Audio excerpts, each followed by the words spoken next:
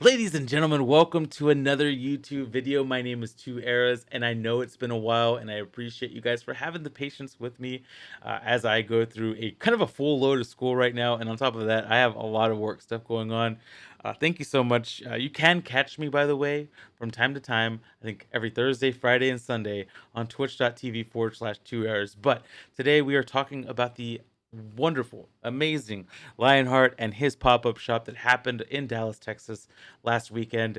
And it was interesting. It was a lot of fun. This review is not going to be negative like so many others. I personally feel like I had a very good experience. And everybody in line around me pretty much was in agreement. They had a great experience as well. I think that there is a lot of negativity right now, and I feel like some of it is justified, but a lot of it is not reading instructions and not paying attention when they got to the event. Let's talk. Let's look. We've watched a lot of these videos. I mean, look at this: 7,000, 3,000, 4,000. That's just by searching, and these are only a couple of days old. Unfortunately, there are some people that weren't going to be happy, and you know what? There are some people that aren't going to be happy. Let's hold back up a little bit. If you go to Comic Cons, there are people that are not happy with how things happen. Usually, when you go to conventions, and I would consider this almost a convention because there were so many people there, and it really did feel it had the feel of a convention. When you go to a convention, you typically go there pretty early. So let's say I have tickets to go take a picture with, I don't know, anybody. Let's just say I am gonna go meet the voice of Boba Fett. I gotta get there at a specific time, uh, to make sure that I meet my, you know, time allotted. So VIPs got there at 9 a.m. and there was an email that was sent out that kind of clarified everything. This is the email. This is I have been assigned to VIP Group 2, and these are all my times. Entry time is 9 a.m. We had 1 hour extra to get into the event before anybody else was allowed in. VIP check-in time, streaming check-in time. Streaming starts, streaming ends, and then event ends for all. So if you wanted to be part of the live stream, you had to get there at a specific time. Everybody had a different time. I specifically had to be in there by 10 a.m.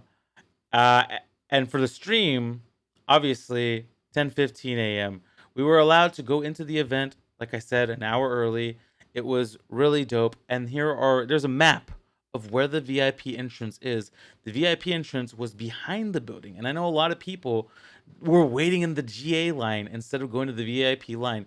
There were plenty of VIP signs all over the place when you got there, but it was in the back end of the building. And I think here's another thing. I will say this: if you go to an event like this, for those that have never been in Dallas, it's always a good idea to go the day before just to check it out. I personally have never been to this place. I've never been to the factory in Deep Ellum. As somebody that has lived in Dallas, I have never been to the factory. I've been to Deep Ellum, but I've never been to the factory. So I definitely, the day before, went. I scouted out where I should park. I found like right beside it, like literally right across the street, is a public parking lot that costs $5 for the entire day. I would say that's pretty reasonable. So that is what I planned on doing. And it says 9 a.m. for entry time. Like I've always felt like if you guys are gonna get there, if you're gonna buy a VIP experience, get there an hour early, at least get there an hour early. That's in my opinion. Just so you can avoid complications and confusion. It is always a good idea to read instructions. Some other things here.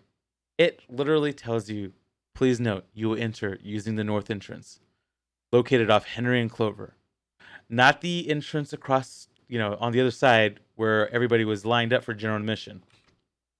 Some other things. It gave us details about pack openings. It says that you gotta open, and this was always clear. And I know a lot of people were mad because they wanted to keep their base at 1 pack. They wanted to keep it sealed. This was always the thing. You were gonna have to open it either in front of somebody if you didn't want to be a part of the stream or on the stream. Uh, some other complaints I saw. were meet and greet.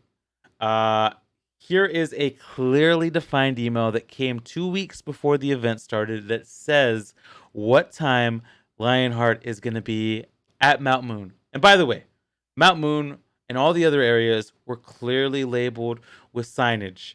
So I know some people, and it's not just signage like at ground level. It was overhead signage. It was jumbo signage that was all over the place. So I don't understand how people just can't read. And some people expected the employees to know where these areas were at. Let me tell you, most of these employees were probably contracted by whatever organization or company that Lionheart was working with. They are not going to have too much firsthand knowledge. They are going to be responsible for their area, and that is it. That unfortunately, I mean, maybe if he would have given even the general admission people a map, and everybody else really. I think that could have been. There is room for improvement right there.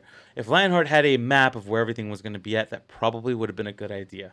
But alas, sometimes things like that happen. When you go to a convention, usually you have a map of where everything's at. But here, some people were complaining that they didn't meet Lionheart that had VIP. I'm going to tell you right now, I saw non VIPs meeting Lionheart a couple of instances. So he was all over the place.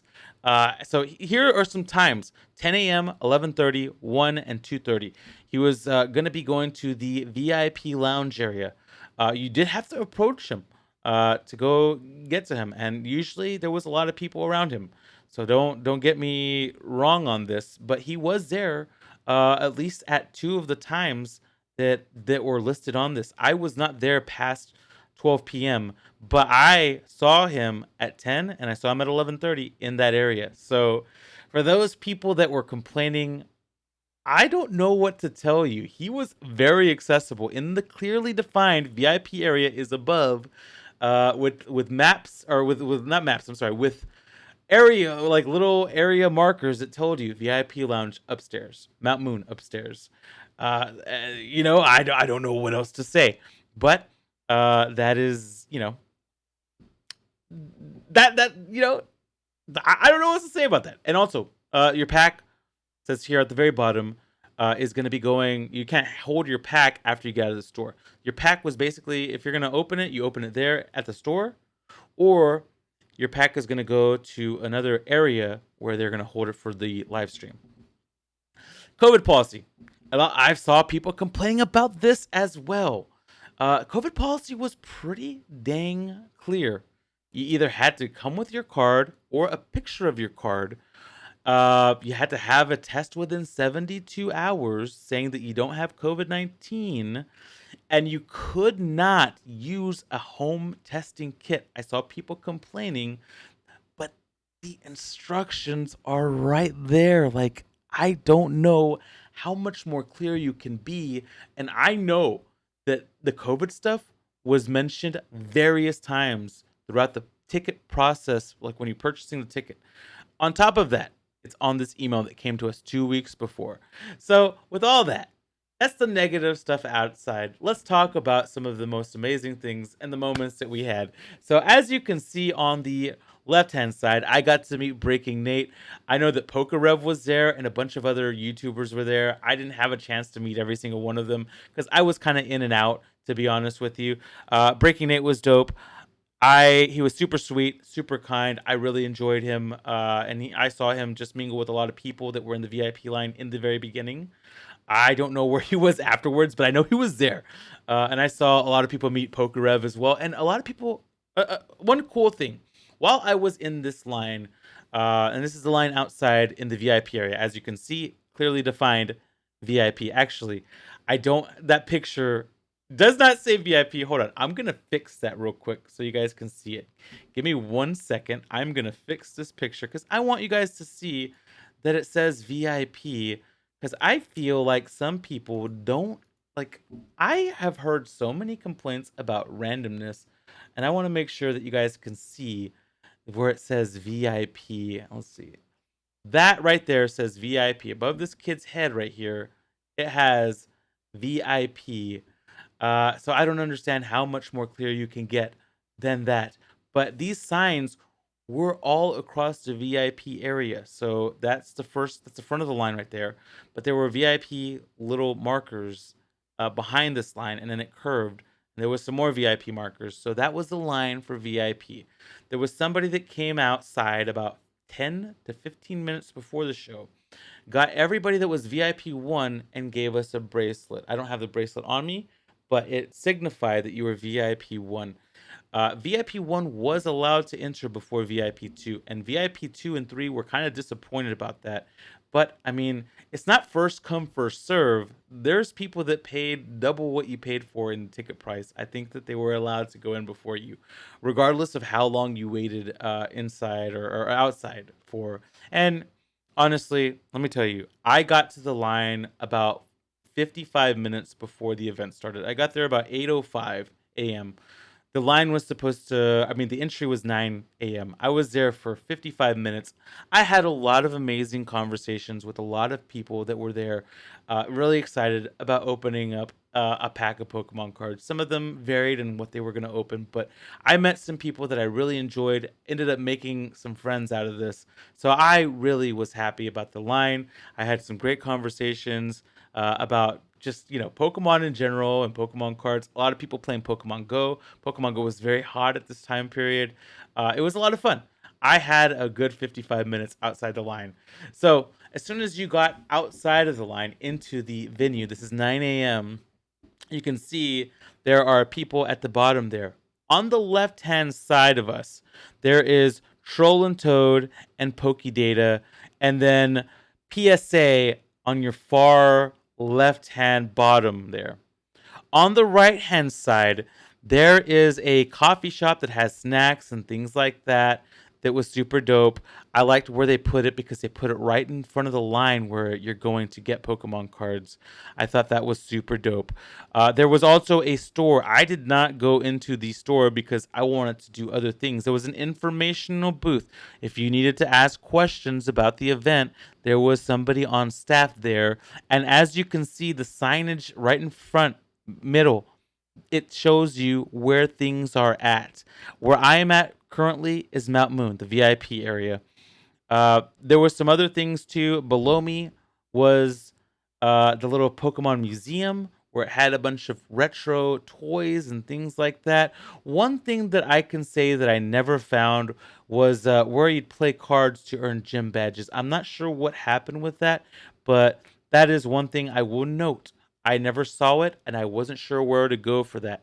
On the top right hand side, that is where all the big YouTubers were at. Uh, they kind of had a VIP little entry, and they could just hang out in there and kind of enjoy the event, talk amongst each other. On the right hand or on the left hand side, the far top left hand side, that was the trading area, and there were a bunch of dope tables where you could basically, and there was a lot of people there trading and just having a good time, breaking packs. It was a good time. I absolutely like. This is what you saw when you first walked in. On the bottom left hand corner, that is where the voice of Ask Ketchum was at. All right, so let's continue. And there was lots of photo ops throughout. Like there were little areas where they'd print you a photo, and I'll show you guys one of them. This is the little coffee shop that had a bunch of little like knickknacks and snacks and things like that. So somebody that might be there for a few hours would be able to eat, if that makes sense. This is a picture of me at the actual booth, about to pick my cards. I was super excited. I was like, on cloud 10. I took my mask out real quick and put it right back up. And then here are the packs that were available. On the left hand side, that picture right there is a picture of what was for sale. Leonhart had a lot of cool items for sale, and he was just showing some things off. Let me see if I can find the pin, because I did end up buying the little pin that he was selling. It cost $10. And I think it's super nice. I like it a lot. It does still have the little protective seal, and I won't open that up until later on. But I gotta tell you, I really was, for $10, this is a nice little thing, a memento to hold on to. But he also had different things like a signed poster, like this signed poster for $20. If you want Lionheart's autograph, you could pay $20 for this signed poster. And then you could buy hoodies. I think the hoodies were 35. Those t-shirts, maybe the hoodies were a little bit more. I think the t-shirts were 25 and the hoodies might be 35 or 45. Something like that. I didn't buy either one of those two things. I almost bought a shirt, but I decided not to. And then, like I said, he had the base set 1 packs, the base set 2 packs, Team Rocket, Neo. There was, I think, 2 packs or 3 packs of Neo Destiny there. The Gym Heroes and Gym Challenge. I thought there was going to be a first edition box of Team Rocket. I did not see it there. That might have tempted me to go with that instead of what I ended up picking. As you guys know, uh, but like I said, it was dope. Here's another picture of the actual, I guess, glass case that was absolutely beautiful. I love the old school sticker that he has there. It just looks so dope. I'm not gonna lie. I was happy. Here's a quick video that I took of the event, and I slowed it down so I could show you guys. When you got to there, when you got down there, that was the stage where it looked like people were unpacking cards. This little line right here is where you go into the line to get your pack of cards. At the top there, like I said, that is where you can trade cards. This line was kind of about 10-20 minutes after I picked my cards. At the very top, you can see that is the VIP Mount Moon area where Lionheart would come every once and so often. There was a little photo op right there. That little blue and pink lighting below there was the little museum. The voice of Ash Ketchum is that little yellow. I don't know what that is called. Little area where you could looks like you buy stuff, but you don't really buy stuff. It's just that's where the voice of Ash is at. Very, very dope. People waiting in line here, watching people open cards. There's that voice of Ash Ketchum display, and you can see behind her booth was the little museum that had like old figures and things like that. He showed them off on his YouTube videos.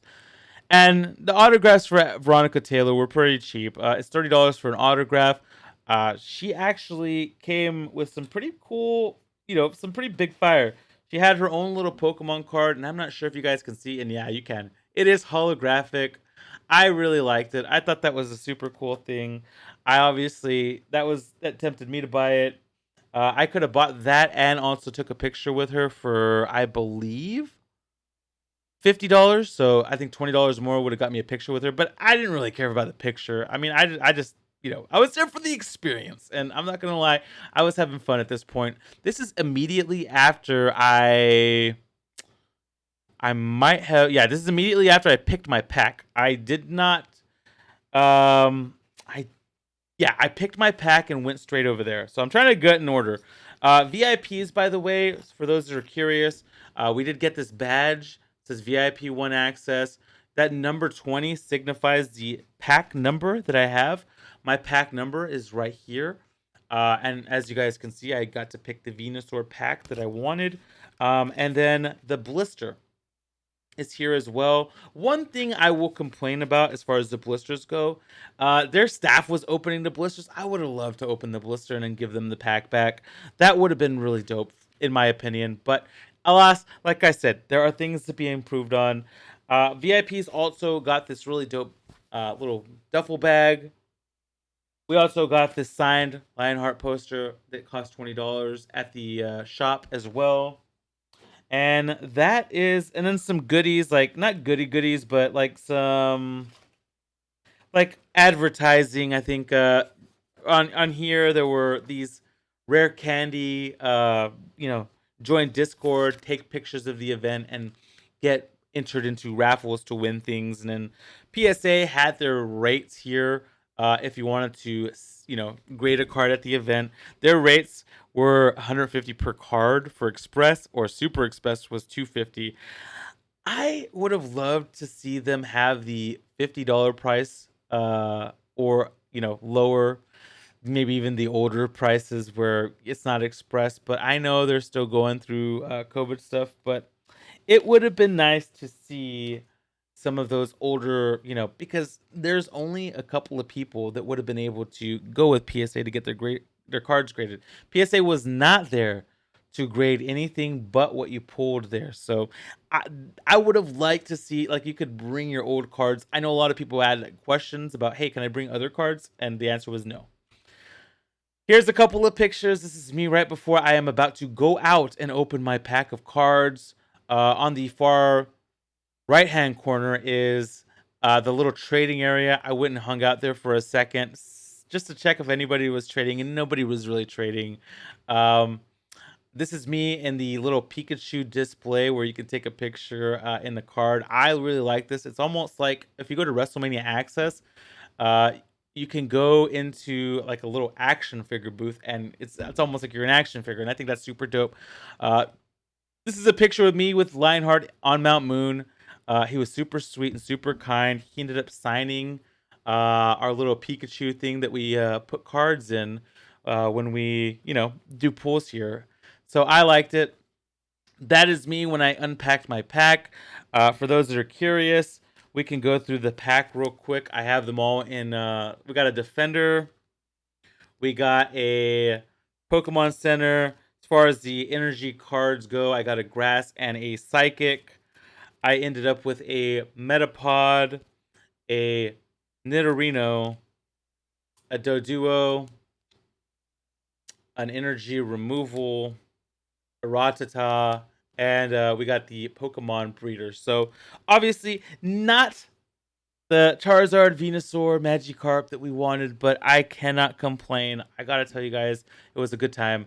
Lionheart also did this beautiful, beautiful artwork with the Charizard outside of Dallas. I just, you know, he. One thing I'll say about this, I would have loved for him to potentially advertise this prior, because I was in the area trying to find the light show, and it would have been nice to see the light show, but I cannot complain. The event was so much fun, and I know that there are people that didn't have a great time. I personally had a beautiful time. Some other things to note: PSA did have like some little. Oh, we also got a Ghastly. Sorry, I forgot to include that in my packs. PSA gave these little stickers out, which I liked. They gave these little bonus, kind of cool little things that they had. They're like just advertising and talking about PSA and their grading and things like that. Advertisements. I liked it though. Toll and Trode, Troll and Toad, if you bought anything from them, they were giving out some pretty cool stuff. They gave out those bags for anything you bought. One thing that I did buy from them, they had these Topo Coco boxes that have Fates Collide, Guardians Rising, and a Sun and Moon base. $15, basically for retail. They had a bunch of those. They had the when Battle Styles came out, they had those Venusaur VMAX promo boxes. They had those for regular price, I think $30, and then they had booster boxes. They had both Chilling Reign and Fusion Strikes for $80 for a booster box, or you could buy individual packs, which we're gonna open these packs here in a second. I got 6 packs of Chilling Reign. I know. I'm probably gonna regret it, but I got some Chilling Reign. So, oh no, I got to the event an hour, like 55 minutes before it started. Got into the event at 9 a.m., probably like 9:05 a.m. Security was there, making sure you don't have a weapon or something weird. Uh, I got to open my pack of cards about 10:15 a.m. Uh, and then I met Veronica Taylor probably 5 minutes after that. Bought cards at Troll and Toad. Went upstairs. Lionheart was there, but I didn't meet him yet. Went and mingled with the people in the trading area. Tried to find somebody to trade Magikarp for Nidorino, but I couldn't find anybody that had a Magikarp. And then I met Lionheart about 11:15 or 20 a.m. He got there a little early, and he was there for a long time. And then I left the event before 11:30 or 11:45 a.m. Made it back to my apartment pretty quick. It was a great experience. I completely enjoyed everything, every little moment of it. Obviously, I would have loved a great pool, but I was not there for a great pool. I was there for a great time, and that I did have a great time at the event. So So we'll unpack a couple of packs of cards, and I gotta tell you, I can't wait for him to have another one. It doesn't seem like he's going to have another one in Dallas, but it'll be fun to see wherever he has an event. And I'll try to make it. I think he's trying to do one in the UK though first. So I think US we may have to wait a little longer for another one. But I think UK you're in for a treat if you're watching this video and he's about to have the event. It's going to be more organized. I think a map would be good for the next one. I think that I don't know what else I can say as far as complaints about the event. I think I complain. I think the having a map would have been really good, but there was clearly defined signs. Maybe more food options. Um, I know that there was a lot of giveaways. Most of the giveaways you had to join a Discord or take a picture and send it somewhere, either on social media or somewhere like that. I didn't participate in any of them but one, because it was just time. It was like, man, this is time. Um, had great deals on cards. Like I said, $80 booster boxes, insane deals. You got to meet a lot of celebrities, and yeah, I just can't see where people. I can understand general admission. I think general admission, the line was super long. They may have oversold general admission a little bit, but I mean, you knew this coming in, and general VIP, not VIP 3. I think the general admission with the booster pack. I mean, come on, you weren't you bought GA with the booster pack. I know some people were complaining that they only had jungle by the time they got there. Just get there early next time. I think that's probably your best bet. And I think hopefully things go better in your next event. If you go to a convention, though, please get there early. It is really important to do that. All right, we're gonna open these packs. We got Dark Energy. I should have guessed the energy before. We got an Impact Energy. We got a Porygon 2. We have a Thwackery, a Sobble, a Ladybug, a Scovet, a Crawbrawler, a Grookey, a Reverse Hollow Zarude, and look at that! A Sandaconda V. I will take that. I ain't gonna lie to you guys. I thought these packs might not be that great, but we got a rare reverse hollow and a V in our very first two packs, and these were from Troll and Trode. For those that are Troll and Toad. Oh my god, 2 hours can't speak English, so just bear with me on that. All right, we're gonna go for another pack here. 1, 2, 3, 4. And I did get the card trick right. We got a Meadow Energy. We got an Echoing Horn. Um, I don't know what that says. A Psy Bold. We got a Kirilla, a Scorbunny, a Aeron, a Snorunt, a Venipede, a Snover, a reverse hollow Path to the Peak, and a rare Slurpuff. Listen, I don't know all the newer Pokemon. I'm going to tell you that right now. So for those that are like probably laughing and making fun of me, like, I don't know the new Pokemon that much. I don't know them as well. I know all the old school Pokemon, and I was excited that they had packs for 250. I think that's pretty dope. That's Troll and Toad that did that. I think that's pretty dope. All right, we're gonna guess fire here because I'm just feeling that there's fire here.